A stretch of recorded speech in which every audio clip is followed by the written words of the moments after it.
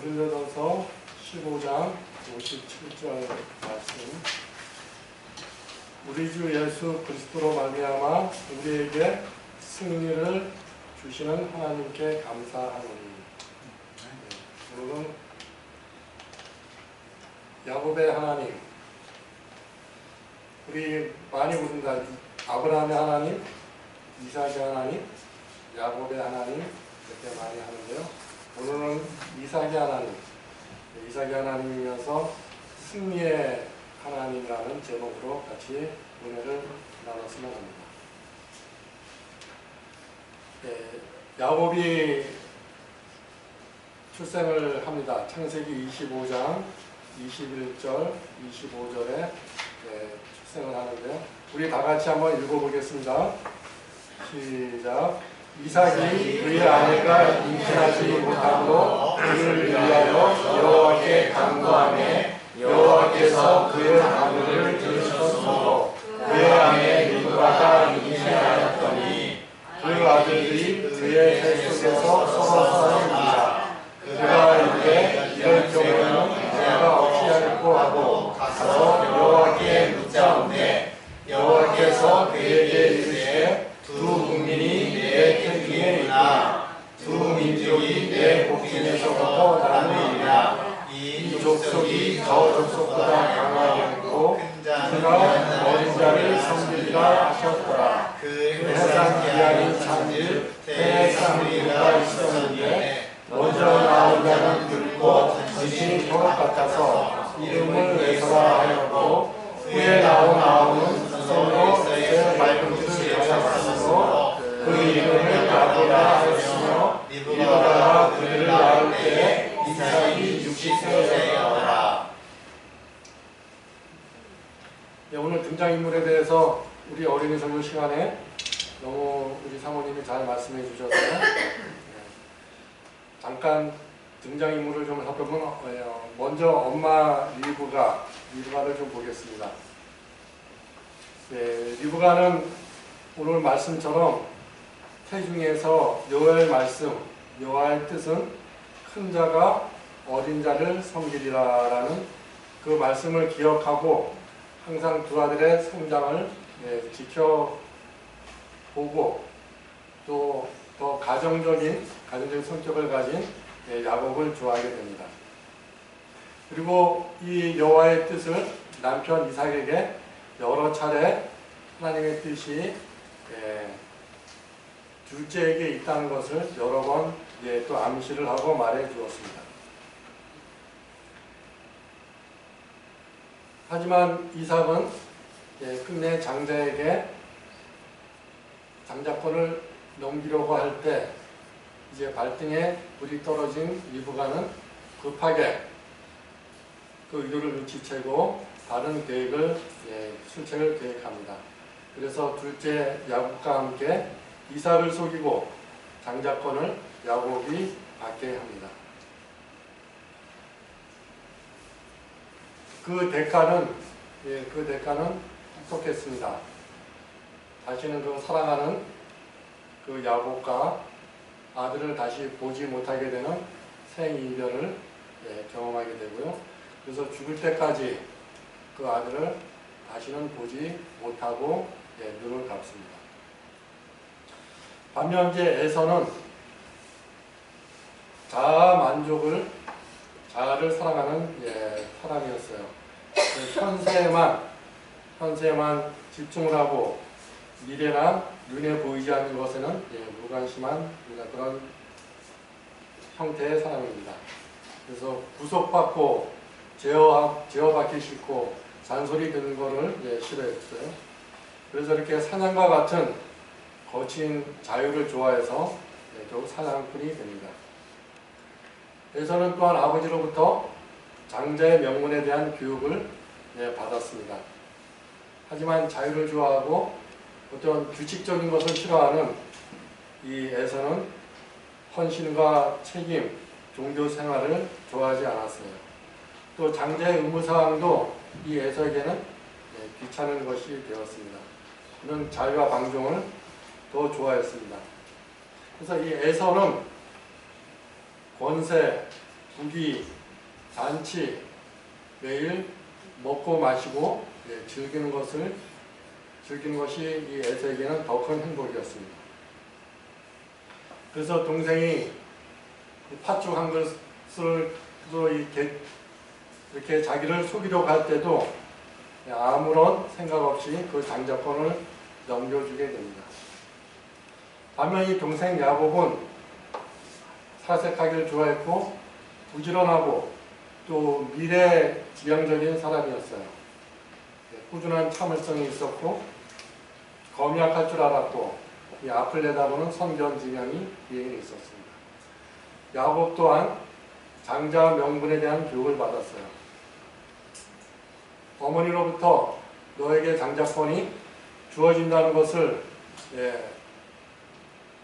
어머니로부터 그런 암시를 들어서 항상 그 장자권에 대한 기대와 소망으로 충만해 있었습니다.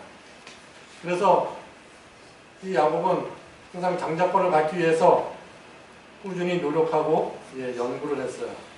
그 결과 나온 것이 팥죽 사건이 되겠습니다. 기회를 놓치지 않고 이 야곱은 팥죽 한 그릇으로 형을 속여서 장자권을 보장을 받습니다.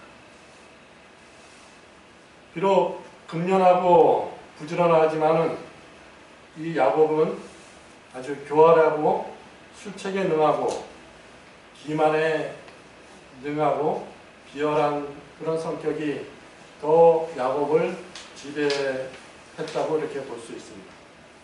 결국 그는 어머니의 제안을 받아들여서 아버지를 깜짝같이 속이고 장자권을 획득하게 됩니다. 그렇지만 그 결과는 고민과 슬픔뿐이었습니다. 그래서 어쩔 수 없이 어머니의 고향 바담 아람 하란으로 도망가는 그런 유랑생활을 하게 됩니다. 가는 도중에 우리가 잘 아시다시피 돌베개로 베개를 하고 잠을 자고 또 사닥다리 꿈을 꾸게 됩니다. 다시 이제 오랜 유랑생활을 끝내고 다시 고향으로 돌아올 때 또 천사와 씨름을 하는 그런 꿈도 꾸게 됩니다. 우리 아버지를 한번 좀 살펴보면은 우리가 잘 알다시피 이삭은 조용하고 평화를 사랑하는 사람이었습니다. 순종의 사람이었습니다. 그래서 그런지 그는 그 첫째 아들의 그 대담하고 활기차고 자유분방하고 그 남자다움을 굉장히 남자로서 남자의 다운 그 에서를 좋아했던 것 같습니다. 그 여호와의 말씀이 있었고 또 아내 리브가가 여러 차례 하나님의 뜻이 첫째보다는 둘째에게 그 뜻이 있다는 것을 말해 주었어도 여전히 이 이삭은 듣지 않았습니다. 어떻게 보면 참 이상합니다. 이삭 하면 순종의 사람인데 얼마든지 아버지를 거역할 수 있었지만은 그 아버지를 거역하지 않고 스스로 제물이 되어서 제단 위에 누울 줄 아는 그런 이 순종의 사람이 왜 이렇게 하나님의 뜻을 거스르고 끝까지 큰아들에게 장자권을 주기 위해서 애를 썼는지 좀 이상한 일입니다. 아무튼 이 불행의 시작은 이 이삭의 고집으로부터 불행은 시작이 됐습니다.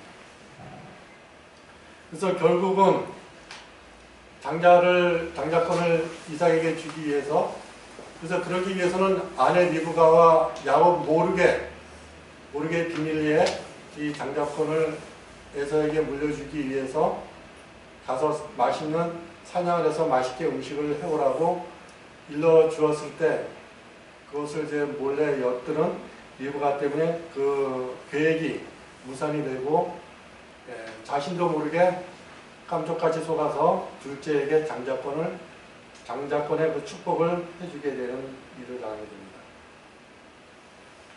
그래서 항상 누구나 이 욕심과 욕망이 문제가 되겠습니다. 이 야곱이란 이름의 뜻은 우리가 오늘 봤다시피 이 야곱은 나올 때 형의 발꿈치를 잡고 나왔습니다. 그래서 발꿈치를 잡은 자, 속이는 자, 대신 들어앉은 자, 형 대신 대신 들어앉았습니다. 찬탈자. 그래서 이 야곱의 이름의 의미는 긍정적인 면이 하나도 없이 부정적인 면으로 가득 찼습니다. 저쪽 아프리카 정글 속에 있는 이 토박이 사냥꾼들은 원숭이 잡는 영리한 방법을 알고 있습니다. 이 원숭이를 잡기 위해서 야자 열매에 구멍을, 손이 겨우 들어갈 만한 조그만 구멍을 내고 그 안에 원숭이가 좋아하는 오렌지나 견과류를 넣어둔다고 합니다. 그리고 이 야자 열매를 줄에 매달아 놓고 원숭이가 나타나기를 기다리면 이 오렌지 냄새를 맡은 원숭이가 다가와서 야자 열매 속으로 손을 집어넣고 이 오렌지를 움켜쥐고는 빼내서 먹으려고 합니다. 하지만은 손이 펴서 들어가서 겨우 들어갈 만큼 이 작은 구멍은 이 오렌지를 움켜잡은 손으로는 도저히 빠져나오지 않습니다. 그렇지만은 이 움켜잡은 손을 놓지 않고, 그리고 움켜잡은 손을 놓게 되면은 오렌지를 가지고 나올 수 없으니까 이 원숭이는 끝까지 움켜잡은 손을 놓지 않고 빼내려고 노력을 하지만 손만 아플 뿐이고, 나중에는 이게 손까지 퉁퉁 부어서 이제 오렌지를 놓아도 그 손도 빠져나오지 못하는 그런 상황에 이르게 됩니다. 그러면 이 사냥꾼은 그물을 던져서 아주 쉽게 이 원숭이를 잡아서 재롱을 부르게 한다거나 평생 이제 이 동물로서 이 원숭이를 자기 소유로 이제 삼게 됩니다. 반면에 이 원숭이는 오렌지 하나 먹으려고 하다가 잡혀서 평생 자유롭게 살지 못하고 속박 속에서 사람의 말을 듣는 그런 노예 생활을 하게 됩니다. 그래서 힘을 빼면은, 모든 행복은 힘을 빼면은 오게 됩니다. 모든 스포츠는 힘을 뺐는데 3년이라는 말이 있습니다. 운동을 더 잘하려면, 실력을 향상시키려면 힘을 빼야 한다는 것입니다. 우리 1960년대에 세계 핵주먹 무하마드 알리 이전에 소니 리스튼이라는 이 세계 챔피언이 있었다고 합니다. 그런데 이 챔피언이 이 풋내기 무하마드 알리를 한 방에 KO시키기 위해서 너무 힘을 많이 주어서 어깨가 탈골이 되어서 오히려 이 무하마드 알리에게 패했다는 그런 기록이 있습니다. 그래서 뛰어난 운동선수들은 이 긴장을 풀고서 몸을 움직이는 상태가 습관화되어야 되고, 그래서 자신과의 싸움이든 다른 사람하고의 싸움이든 힘을 빼고 내 근육, 감정을 이완시킬 때 승리의 열쇠가 된다는 것입니다. 이것은 스포츠 거의 모든 종목에 야구, 축구, 당구, 골프, 테니스, 또 복싱, 태권도, 이런 모든 스포츠 전반에 이 원리가 해당이 되는 것입니다. 혹시 그 프로야구 선수였던 한대하 선수를 아시나요? 제가 뭐 야구는 이렇게 별로 좋아하지 않지만 그래도 이때 당시에 그 김봉현 선수, 김재박 선수, 이만수 선수, 오리웅둥이 김성환 선수, 정말 한때를 풍미했던 그런 야구 선수들이 있었습니다. 꽤 오래전인데 한번 제가 그 기사를 본 적이 있어요. 이 한재하 선수가 어깨 부상을 당했는데, 근데 어깨 부상을 당했음에도 불구하고 오히려 타율은 더 좋아졌다는 그런 인터뷰를 한 것을 제가 본 적이 있습니다. 왜 타율이 좋아졌는가 하니 어깨에 부상을 당했으니까 힘을 주고 싶어도 힘을 줄 수가 없는 거예요. 어쩔 수 없이 힘 빼고 타율을 타석에 들어설 수밖에 없었습니다. 그래서 그 전에 이 선수가 들은 말이 있어요. 선배나 감독들로부터 힘을 빼라, 힘을 빼라, 힘을 빼라, 힘을 빼라. 근데 이것이 되질 않는 거예요. 그동안은 전혀 되지 않던 것이 이제는 어쩔 수 없이 힘을 빼니까 아파서 힘을 주고 싶어도 힘을 주지 못하니까 더 스윙이 자연스러워지고 그러다 보니까 더 좋은 타격 감각을 갖게 되고 타격이 좋아졌다는 그런 기사를 보겠습니다. 그러면서 선배들이 감독들이 했던 그 힘 빼는 타법을 이제야 내가 느꼈다고 하는 그 기사를 제가 본 적이 있습니다. 그래서 힘 빼는 것이 얼마나 중요한지를 우리가 이 스포츠에서도 알게 됩니다. 그렇지만 그걸 몰랐던 이 리브가와 야곱은 움켜쥐기 위해서 노력을 했고 결국은 그들은 기만적인 방법으로 장자권을 획득하기는 했지만은 그들에겐 오히려 고민과 슬픔만이 찾아왔습니다. 하나님께서 야곱이 장자의 명분을 받으리라고 분명히 선언하셨습니다.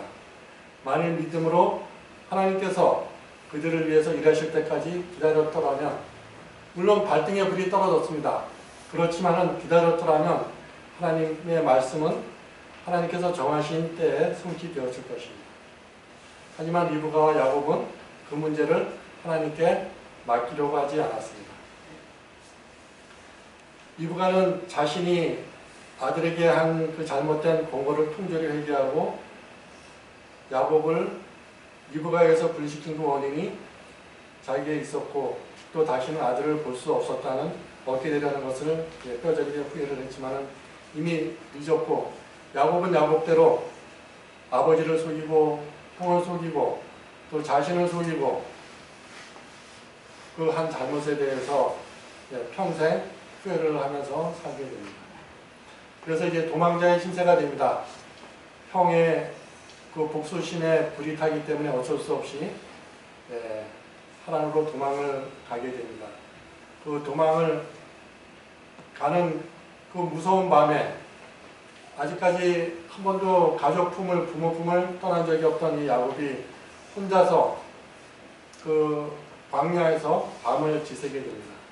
그래서 그는 기도할 용기조차도 나지 않았지만은 그래도 하나님의 그 도우심이 절실히 필요를 느꼈기 때문에 그런 눈물을 흘리면서 자기 죄를 자복하고 그리고 완전히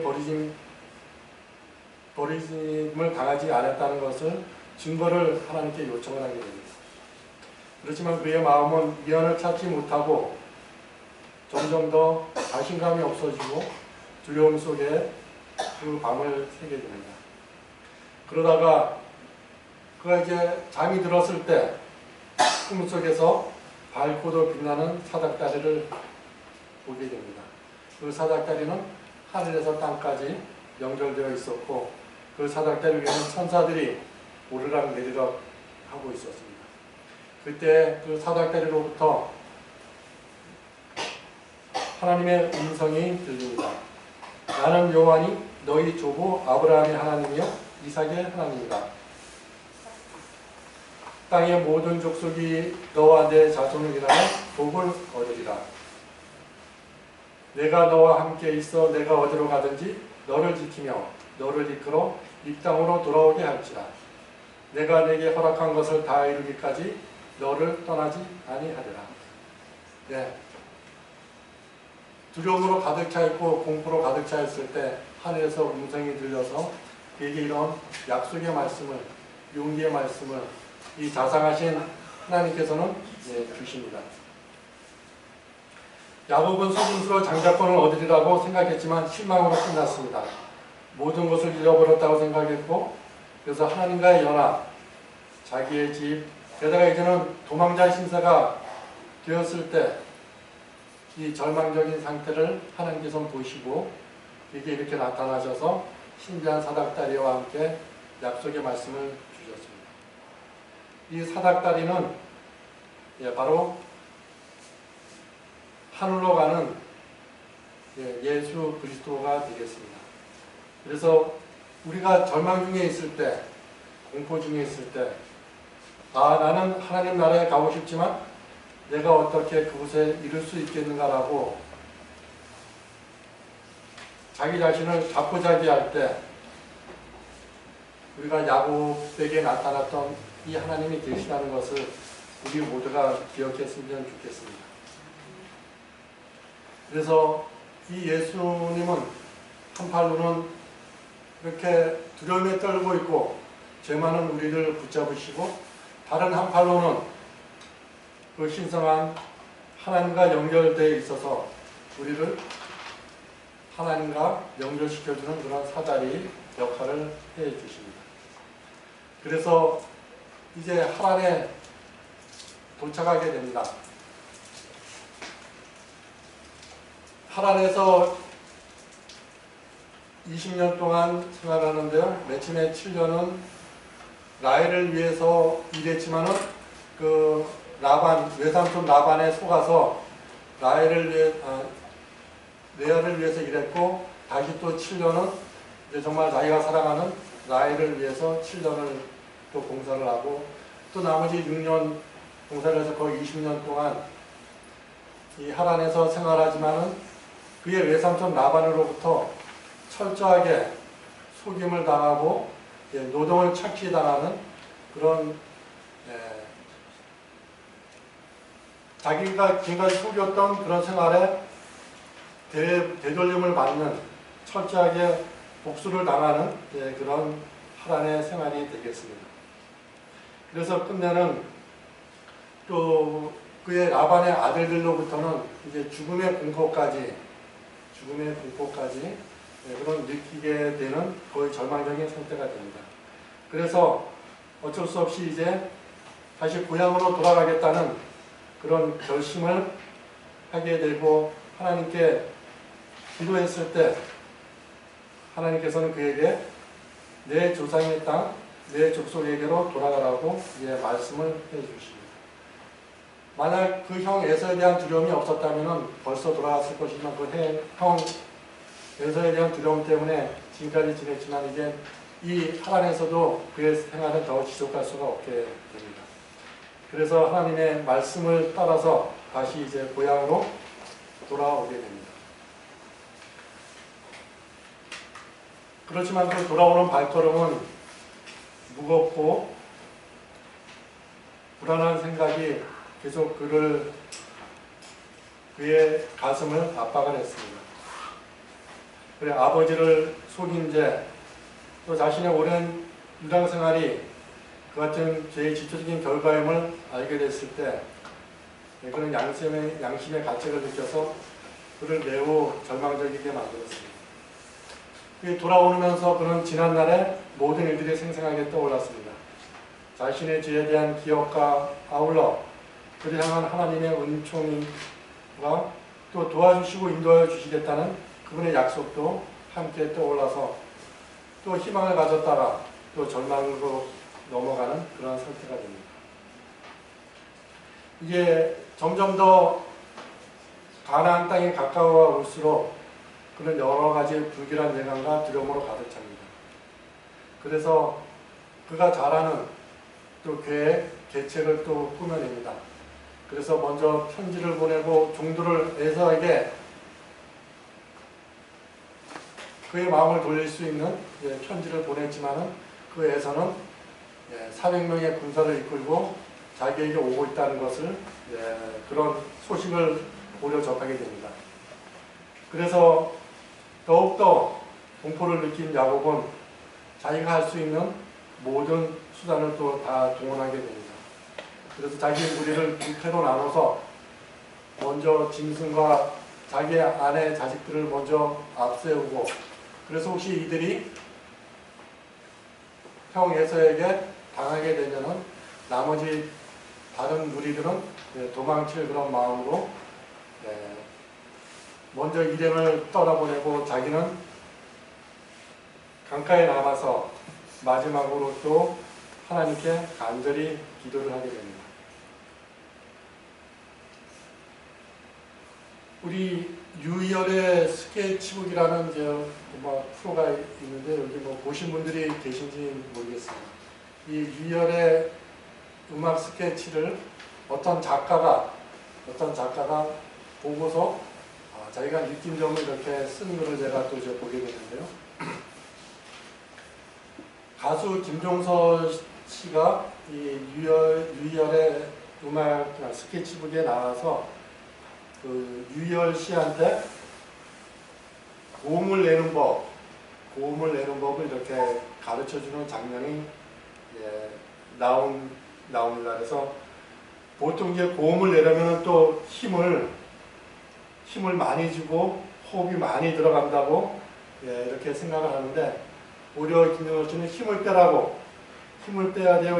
되고 이렇게 하면서 유희열 씨한테 가르쳐주고, 이 유희열이 고음을 내기 위해서 이 턱을 쳐들면은 그 턱을 때리면서 툭툭 치면서 턱을 숙이라고 이렇게 하는 장면을 보면서, 오히려 고음을 내려면은 더욱더 힘을 빼야 한다는 것을 가르쳐 주면서 이 작가가 자기가 느낀 것을 적었어요. 그래서 어떻게 보면 이 힘 빼는 것이 골프하고 이렇게 딱 맞는지, 골프도 이렇게 힘을 빼야 스윙이 잘 된다고 이렇게 합니다. 그리고 글도 잘 쓰려고 힘을 주면은 오히려 감동적인 글이 되지 않고 쓸데없는 수식어가 많아지고 또 힘이 들어가는 이 티가 난다고 합니다. 그래서 우리가 노래를 잘하려고 힘을 주게 되면 오히려 삑사리가 나고 또 골고 치다가 뒷땅을 때리는 경우가 이렇게 생기는데, 오히려 이런 것들이 힘이 빼면은 더 좋아진다는 것입니다. 그래서 인생도 마찬가지입니다. 인정받으려는 마음, 이기려는 마음, 예쁘게 보이려는 마음에 그만 힘이 들어가고 맙니다. 힘이 들어가면 꾸미지 않는 자연스러운 내 본연의 모습을 잃어버리고 불필요한 사족을 달게 됩니다. 이 힘 빼기 원리는 부모 자식 간에도, 형제 자매 간에도, 친구 간에도, 우리 직장에서도, 학교에서도, 교회에서도, 어디에서든 다를 것이 없습니다. 부모 자식 간에 부모가 자식한테 내가 너한테 못해준 게 뭐가 있냐고 힘을 주어서 말하면 말할수록 더 부모 자식 간의 갈등만 더 심해질 뿐이고, 직장에서도 교회에서도 모두 내 자신의 힘이 들어가고 내 말에 힘이 들어갈 때 문제가 생기게 됩니다. 그래서 마지막 천사와 씨름하던 이 밤에 하나님께서는 그에게 나셔서 그와 씨름을 하게 됩니다. 이 야곱은 그 천사가 자기를 해하려는 사람인 줄 알고 뿌리치기 위해서, 벗어나기 위해서 온갖 힘을 밤새도록 온갖 힘을 다 주지만은 그 천사의 손아귀에서 벗어날 수가 없었습니다. 그러면서 자신의 모든 힘을 빼고 자신의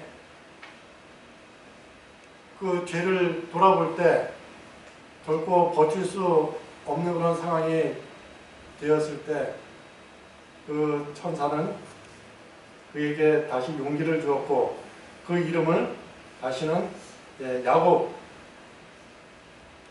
창탈자요, 움켜쥐는 자요, 빼앗는 자가 아닌 이젠 만인의 아버지가 되는 하나님의 사람으로 그 이름을 바꿔주셨습니다.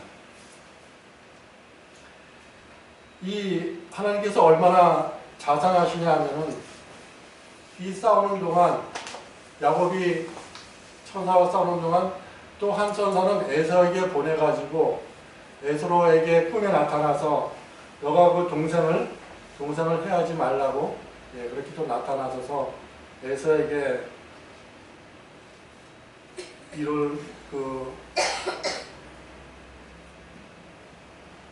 동생을 해하지 말라고 말해줍니다. 그래서 그렇지만은 에서가 그 말을 끌고 동생을 향해서 올 때 마침내 두 무리는 서서히 접근하고 있었고 이 황야의 추장, 이 무서운 에서는 그의 부하 군사들을 거느리고 야곱에게 다가옵니다. 야곱은 밤새도록 싸워서 그 모습이 초췌해진 상태에다가 이제 다리까지 절게 돼서 이제 그 형을 다리를 절면서 만나게 됩니다. 이 절름거리를 보고서 형 에서가 달려와서 그 애를 맞아서 목을 어긋고 안고서 입 맞추고 피차 형제가 20년 만에 만나서 울게 됩니다.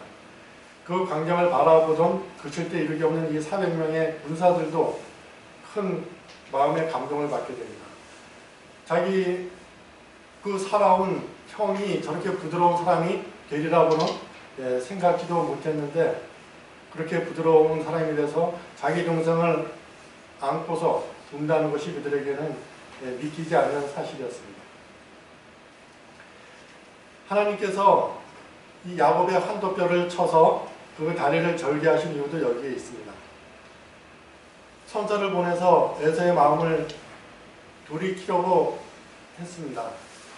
그렇지만 혹시라도 이 에서가 하나님의 말씀을 거역하고 동생을 해할까봐 이 하나님께서는 이 에서를 더 불쌍하게 보이기 위해서 밤새도록 천사와 싸웠으니 그 모습이 얼마나 처량하겠습니까? 그런데다가 이제 다리까지 절면서 쩔룩거리면서 동생 앞에, 형 앞에 나타나면은 그 모습이 정말 가관이었을 것입니다.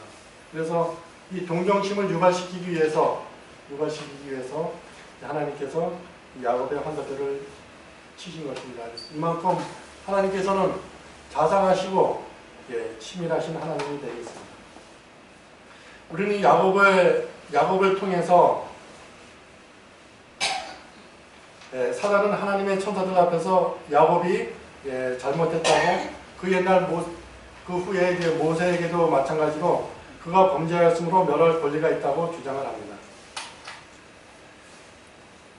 그래서 야곱이 씨름하고 고민하던 마음에 겪은 경험은 그리스도께서 재림하시기 직전에 우리 하나님의 백성들이 당할 그 시련을 나타냅니다.